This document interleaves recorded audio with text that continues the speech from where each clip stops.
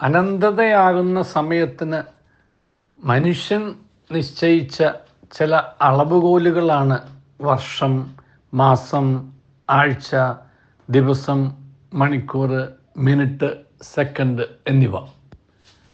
ഈ ഓരോ സെക്കൻഡിലൂടെയും മനുഷ്യൻ്റെ ആയുസ് അളക്കപ്പെടുകയാണെന്നും ആ ഓരോ സെക്കൻഡും മനുഷ്യൻ്റെ ആയുസ്സിൽ നിന്നും കൂടുകയല്ല കുറയുകയാണ് ചെയ്യുന്നത് എന്നതും ഉള്ള തിരിച്ചറിവ് മനുഷ്യനെ സംബന്ധിച്ചിടത്തോളം അനന്തതയിൽ ഈ ലോകത്ത് ജീവിക്കാനുള്ളവനല്ല മനുഷ്യനെന്നും അനന്തതയിൽ ആത്മാവ് ലയിക്കാനുള്ളവനാണ് അവനെന്നുള്ള തിരിച്ചറിവിലേക്ക് അവനെ നയിക്കും. നമ്മൾ എക്കാലവും ഈ ഭൂമിയിൽ തന്നെ ആയിരിക്കും എന്നുള്ള ഒരു മൂഢ സങ്കല്പത്തിലോ മൂഢ വിചാരത്തിലോ ആണ് പലപ്പോഴും നമ്മുടെ കൈകളിൽ കറ പുരളുന്നതും നമ്മുടെ വഴികൾ തെറ്റിപ്പോകുന്നതും നമ്മുടെ ചുവടുകൾ മാറിപ്പോകുന്നതും. ഒരുപക്ഷെ ഈ സമയത്തിൻ്റെ ആ നിഷ്ഠത അല്ലെങ്കിൽ സമയത്തിൻ്റെ ആ അളവുകോലുകൾ നമ്മുടെ മനസ്സിൽ എപ്പോഴും ഉള്ള ഒരു ഓർമ്മപ്പെടുത്തലായിട്ട് സൂക്ഷിക്കാവുന്നുണ്ടെങ്കിൽ ആ ഓരോ ചങ്കിടിപ്പും ഓരോ സെക്കൻഡുമായി ഒത്തുകൊണ്ടുപോകാൻ കഴിയുമെന്നുണ്ടെങ്കിൽ അത് കുറഞ്ഞു വരുന്ന ഒരു ചങ്കടിപ്പാണ് എന്നുള്ളത് തിരിച്ചറിയാൻ കഴിയുകയാണെന്നുണ്ടെങ്കിൽ ജീവിതത്തിൽ ഒരുപാട് മാറ്റങ്ങൾ നമുക്ക് വരുത്താൻ സാധിക്കും. മാറ്റങ്ങൾ ജീവിതത്തിൽ വരികയല്ല, നാം വരുത്തുകയാണ്. അത് വരുത്താനുള്ള ശേഷി അല്ലെങ്കിൽ ശക്തി ദൈവം നമുക്ക് തന്നിട്ടുണ്ട്. ദൈവം മാറ്റങ്ങൾ വരുത്തുകയല്ല, ദൈവം മാറ്റങ്ങൾ നമ്മിൽ വരുത്താനുള്ള ശക്തി നമ്മിൽ നിക്ഷേപിച്ചിട്ട് മാറണമോ വേണ്ടയോ എന്ന് നീ തീരുമാനിക്കാനും നീ മാറാൻ തീരുമാനിച്ചാൽ നിനക്കത് ആ മാറ്റത്തിനുള്ള ശക്തി ഞാൻ നിന്നെ നിക്ഷേപിക്കും എന്നുമാണ് ദൈവം പറയുന്നത്. അത് തിരിച്ചറിയുക എന്നുള്ളതാണ് നമുക്ക് ജീവിതത്തിൽ വളരെ പ്രധാനമായിട്ടുള്ളത്. അല്ലാതെ ജീവിതത്തിലെ പരാജയങ്ങൾക്ക് ദൈവത്തെ പഴിച്ചിട്ടോ ജീവിതത്തിലെ വിജയങ്ങൾക്ക് വേണ്ടി ദൈവത്തെ മണിയടിച്ചിട്ടോ ഒരു കാര്യമില്ല. അങ്ങനെ ഒരു മണിയടിയിൽ സന്തോഷിക്കുന്ന ദൈവവും പ്രസാദിക്കുന്ന ദൈവവുമല്ല യഥാർത്ഥത്തിൽ ഉള്ള ആത്മീയതയുടെ ദൃഷ്ടിയിലൂടെ നാം കാണുന്ന ദൈവം. അങ്ങനെയാണെന്നുണ്ടെങ്കിൽ നമ്മൾ ഒരുമാതിരി ഈ ഡോൾഫിന് എന്തെങ്കിലും കൊടുത്തിട്ട് ഡോൾഫിനെ കൊണ്ട് കളിപ്പിക്കുന്ന അല്ലെങ്കിൽ നമ്മുടെ ഓരോരുത്തരുടെയും കാര്യസാധ്യത്തിന് വേണ്ടിയിട്ട് നാം ചില മനുഷ്യരെ പ്രസാദിപ്പിക്കുന്ന ആ തലത്തിലേക്ക് ദൈവത്തെ താഴ്ത്തുകയാവും. ഇപ്പം നമ്മുടെ ഒരു പ്രോസ്പെരിറ്റിക്ക് വേണ്ടിയിട്ടുള്ള ഒരു ആത്മീയത ആണ് നാം ദൈവത്തിലൂടെ കാണുന്നതെന്നുണ്ടെങ്കിൽ അവിടെ നമ്മുടെ അടിതെറ്റും.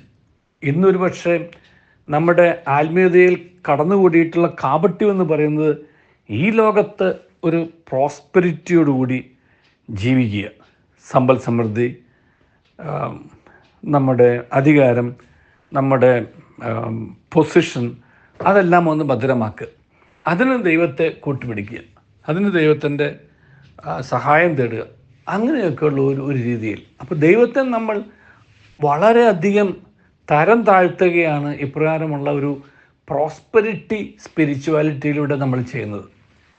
അതുതന്നെയാണ് മനുഷ്യന് ആത്മീയതയിലുള്ള വിശ്വാസം നഷ്ടപ്പെടാനും ദൈവത്തിൽ നിന്ന് തന്നെയുള്ള ആ ഒരു തിരിച്ചറിവ് കിട്ടാതെ പോകാനും കാരണം എന്നും എനിക്ക് തോന്നിയിട്ടുണ്ട്.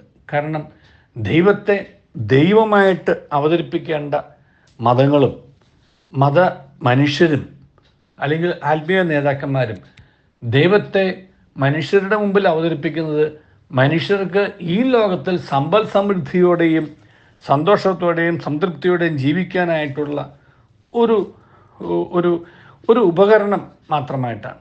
അതല്ലല്ലോ ദൈവം. ദൈവം എന്നുള്ളത് മനുഷ്യൻ്റെ ആത്യന്തികമായ നന്മയും മനുഷ്യൻ്റെ നിത്യതയും ആഗ്രഹിക്കുന്നവനാണ് എന്നൊന്ന്. അങ്ങനെ നിത്യതയെ ആഗ്രഹിക്കുന്ന, ആത്മാവ് ശാന്തി നേടാൻ ആഗ്രഹിക്കുന്ന, അത് പ്രതീക്ഷിച്ചിരിക്കുന്ന ദൈവമാണെന്നുണ്ടെങ്കിൽ ആ ദൈവത്തിൽ ഈ ആത്മാവ് ലയിക്കാൻ തക്കവണ്ണം മനുഷ്യനെ അവൻ്റെ ജീവിതത്തെ സത്യസന്ധതയോടും വിശുദ്ധിയോടും വിശ്വസ്തയോടും കൂടി കൊണ്ടു നടക്കാൻ പാകത്തിന് ആ മനുഷ്യൻ്റെ ഉള്ളം നന്നായി സൂക്ഷിക്കാൻ കഴിയുന്ന ജീവിതം നയിക്കുക, അതിന് മനുഷ്യനെ പ്രേരിപ്പിക്കുക, സഹായിക്കുക, പ്രചോദിപ്പിക്കുക, എന്നുള്ളതാണ് മതങ്ങളുടെ എല്ലാം ആത്യന്തികമായ ലക്ഷ്യം. ആ ലക്ഷ്യത്തിൽ മതങ്ങൾ പരാജയപ്പെട്ടാൽ അത് ദൈവത്തിൻ്റെ കുഴപ്പമല്ല, മതങ്ങളെ കൈകാര്യം ചെയ്യുന്നവരുടെ കുഴപ്പമാണ്.